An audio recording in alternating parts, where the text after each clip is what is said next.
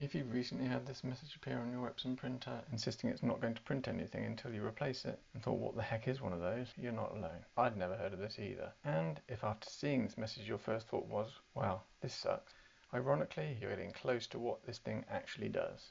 Its function is to absorb all of the wasted ink from the printer when it runs things like print head and power cleaning cycles for when your prints aren't coming out quite right, when lacking certain colours or bits are missing. When the box fills up, it needs replacing, otherwise there'd be ink everywhere. So first things first, you want to buy or order the correct box. Luckily the part number, well at least for me, was displayed on the warning message on the printer. If it hasn't for you, this is the correct one for the XP 8600. I'll also put in the description below the video a link if you happen to use Amazon, which is where I found mine.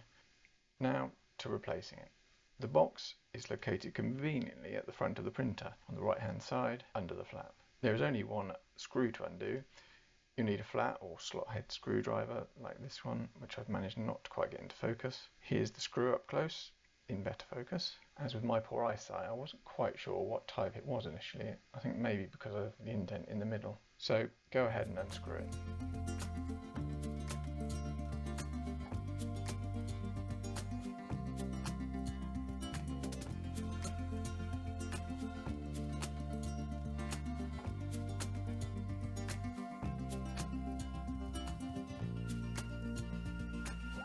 And once the cover is removed, you just pull out the cartridge like a drawer. But as you can see, for it to be removed, you'll need to pull out the lower paper cassette.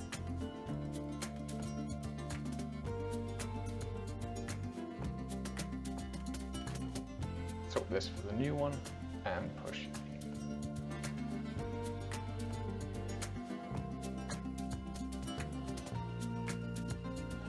Now, I managed to make a bit of a meal of doing up the screw, as I don't think it was quite locating in the thread, so it took several attempts. Hopefully you'll manage it a bit quicker.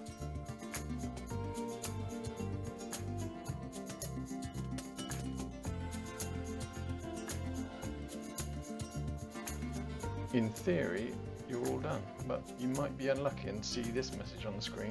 If you do, you might need to undo the screw and make sure the box is pushed in properly and the screw also then done up correctly. As for me, this seemed to sort it out. So, press the done button and you should be good to go again. I hope this was helpful.